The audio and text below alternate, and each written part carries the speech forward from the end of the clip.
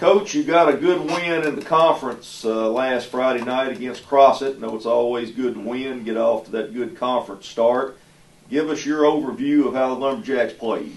I thought we did some really good things at times and some really bad things at times. And we're dealing with a young football team. We had 9 sophomores start on offense, and we had 8 sophomores start on defense. So we're younger this year than we were last year, which is kind of something that we didn't want to get into. But the injuries that we have right now has made it that way. And so we're a young football team, and we had to overcome a lot of mistakes. When you have 5 or 6 turnovers and still win the ball game, you have to feel good about that because that don't happen very often. And turnovers was a concern for us, and we didn't take care of the ball very well. I thought offensively we moved the ball as well as we moved it this year, and then defensively early I thought we played really well, and then late we didn't play so well.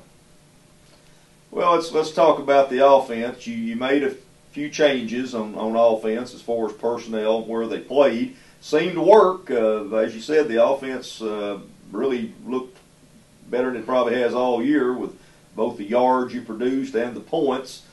Were you pleased with the offense overall, and would you talk about specifically that last drive when we went down and scored in the fourth quarter? I was very impressed with that, some of the plays your kids made. Right. Well, just the changes, we started Justin Gorman at quarterback and moved Drake to fullback and our H-back, what we call H-back, because our LaFoy, who is usually our H-back, is having to play right guard right now because of injuries. And, LaFoy's done that. He's a team guy. Drake's a team guy. It made us a better football team by being able to do that, because the last couple of weeks at PA and at Camden, we didn't have an H-back because LaFoy were having to replace somebody on the offensive line because of injuries. And now, we were able to move Drake there, and then, it made us be able to run the football better.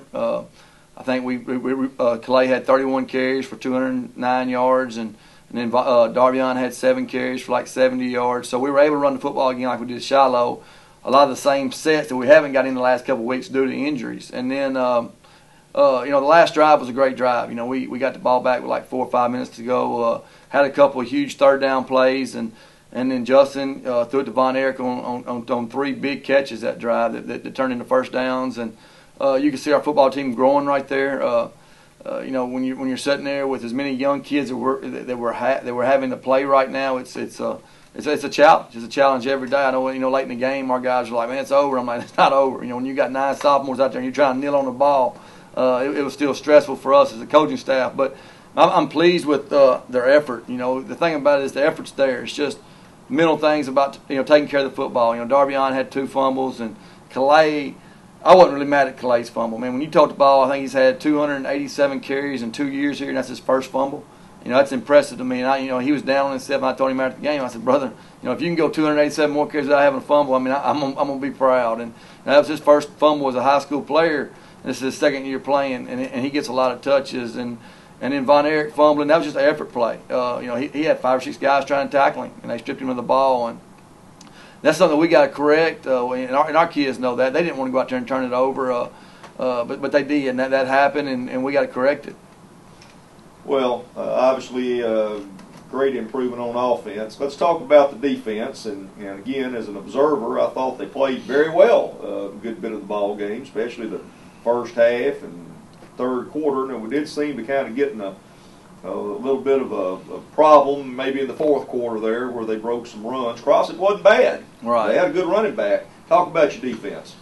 I thought early in the game we played really well. Gave up a big play right there before half. It was, I think, 13-0, and we give up that play to number 4, who was unbelievably fast. Probably one of the fastest kids we've seen this year. And he put his foot in the ground and got north and south in a hurry, and he was like a blur running down the sideline.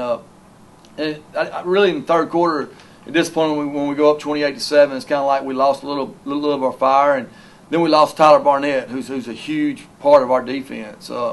He went down with another injury, and it's different from what he set out the last 2 weeks with, so that's a concern. He's kind of our leader. He's our senior, one of our 2 seniors that play defense, and you could tell we missed him in the fourth quarter. So we need him out there. He didn't play against PA. He didn't play against Camden. And then we lose him again in the third quarter against Crossett, which is a big concern for us. And that hurt our defense more than anything. Let me shift gears again here on you. Extra points. Looks like we have somewhat struggled most of the year getting all that put together. Can you talk about that? I know you're trying to correct it, obviously. You got a couple of kids kicking for you. Yeah, we have 3 kids kicking for us, and all 3 of them have really strong legs. It's just a matter of getting some confidence right now. It's always something like the first snap the other night was high. We didn't get it down, and then Kevin just missed the last one. That was his first extra point attempt as a high school player. He's a sophomore who we got out here last spring to kick, and he felt the pressure. I think he'd probably tell you that. But the next time he's in that situation, I feel good about it. That was the first time he was in that situation, and it was tough for him. You could tell when they called timeout, he's a pretty nervous guy, and I just told him to settle down and kick it. He makes them all the time in practice, and he just pulled it a little bit. He didn't miss it by much, and I think he'll grow from that. Very good. Well, as I said earlier, you're 1-0 in the conference, which is good. Now we got Star City, and I think a lot of us, speaking for myself, were unexpectedly surprised that they got beat by Monticello last Friday night. Not by much, very close, but I understand they're a pretty good football team. Talk about Star City. Well, like I said, we're 1-0 in conference, which was better where we were last year at this point. We were 0-1 going into the second week. Star City's a really good football team, and that's the thing about our conference now. When you look at it, how it is, everybody's sitting here, they're close together. Star City and Monticello is probably a big rival like us and Monticello and us and Star City. So I think when you play games like that, you can throw the who's better and who's not, who's not very good out the window, because you're gonna get their best game against them. And you watch the film of Star City and Monticello, both of them played really well. Monticello just made a few more plays than Star City did, but that goes back to Monticello and Star City being 20 miles apart. They said they haven't played in a long time, but back when they used to play, it was a big rivalry for both towns. And that's our conference now, because everybody's right here together, and it's going to be a war every Friday night. And us and Star City is turned into a pretty big rivalry. We beat them in overtime last year, and they're a talented football team coming in. They're 3-1. They beat a good Booneville team, beat a Lone Oak team, and then like you said, lost a Monticello team. But it's going to be a good challenge for our football team. I'm glad we're playing at home. We're excited about that. Our second home game of the year. I'm hoping that we improve. I think Justin will with each game. I think that he didn't have very much of the playbook last week. We're getting him a little bit more this week to do. Thought Darvion's package came in and worked well for us. We've added to that, and that's something that we knew we were going to do once we got to conference. Wish we'd have done it a little bit more earlier. I think that might have led to turnovers more than anything, because we have not done that in a game type situation, and that was the first time we had done it. Two of the turnovers were exchanges on handoffs, which that's Justin, and Calais was the second one. But I think we'll get better at that. That's something that's going to be very easily correctable. And then Darvion's fumbles, I think that's just him being used to being in quarterback position again and understanding to protect the football, which he hadn't done this year since Stuttgart game, which that was 4 or 5 weeks ago. So I feel very good about correcting the mistakes, the fumbles, and hopefully we'll do that. Well, you mentioned injuries a couple times in your comments. Where are we overall at this point? We're bad. We still got some guys out. We had three starters out last week against Crossit. Then we lost, like I said, Tyler during the game. He's still day to day right now. We need him out there. We were hoping to get one back this week. We didn't on Monday. Really right now up front, we're beat up. We're playing a lot of guys that's not played before on our offensive line.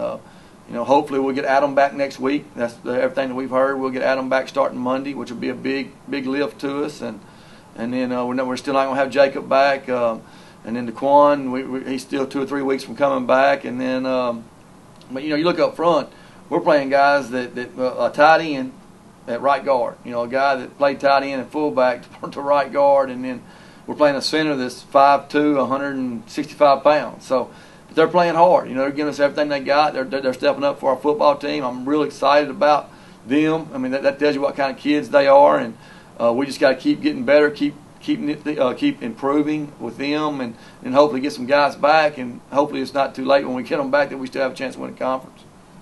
Well, we encourage everybody to come out Friday night, have a big crowd out there to support the Lumberjacks, and I know it'll be a great game. Good luck, Coach. All right, appreciate it.